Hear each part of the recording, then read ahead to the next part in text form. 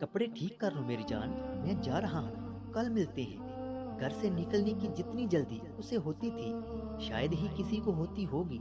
सुबह अपनी बीवी से भी पहले उठकर तैयार हो जाता था। ऐसा नहीं था कि नई नई नौकरी थी, और ऐसा भी नहीं था कि ऑफिस जल्दी पहुंचना जरूरी था। आधा नाश्ता हाथ में और आधा मुंह में, बीवी पीछे पीछे बैग पकड़ाती, हाँफती कांपती कि ऑफिस पहुंचने में देर ना हो जाए।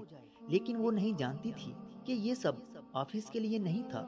नाश्ता ठीक से किए बगैर गाड़ी तूफान की तरह उड़ाते हुए उसे ऑफिस नहीं, बल्कि ऑफिस से पहले अपनी मुंह बोली बीवी के पास जाना होता था।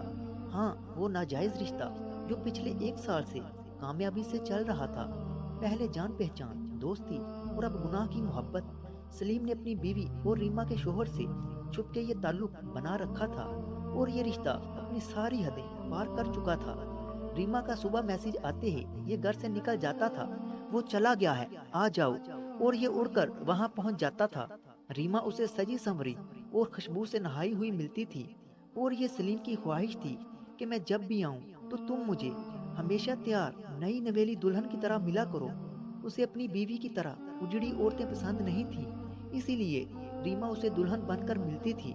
सुबह सवेरे उनको देखने वाला कोई नहीं होता था। रीमा का शोहर एक शरीफ इंसान था।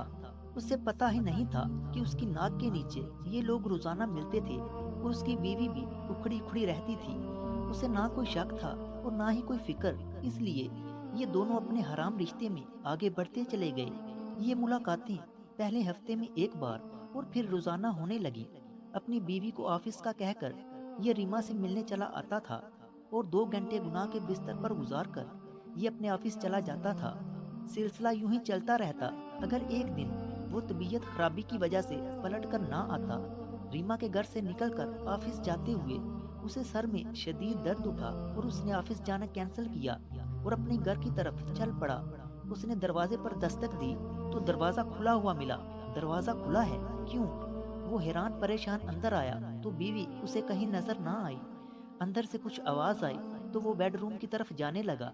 इतने में उसकी बीवी अंदर से बोलती हुई बाहर आई, आ जाओ, कब से दरवाजा खुला छोड़ा है। और सलीम को देखकर ठठक गई। दूसरी तरफ सलीम ने उसका जुमला सुना ही नहीं था। वो तो एक नजर अपनी हर वक्त उजड़ी रहने वाली बीवी को देख रहा था। वो जो हमेशा उजड़े लिबास और बिखरे बालों के साथ आदम बेजार सूरत लिए रहती थी, उस वक्त एक दुल्हन का लिबास पहने खुशबू में बसी हुई उसके सामने खड़ी थी। अगर वीडियो अच्छी लगी है तो इसे लाइक करें, और मजीद ऐसी ही वीडियोस देखने के लिए हमारे चैनल इल्मी रूम को सब्सक्राइब करें। मिलते हैं अगली वीडियो में, तब तक के लिए अल्लाह हाफिज।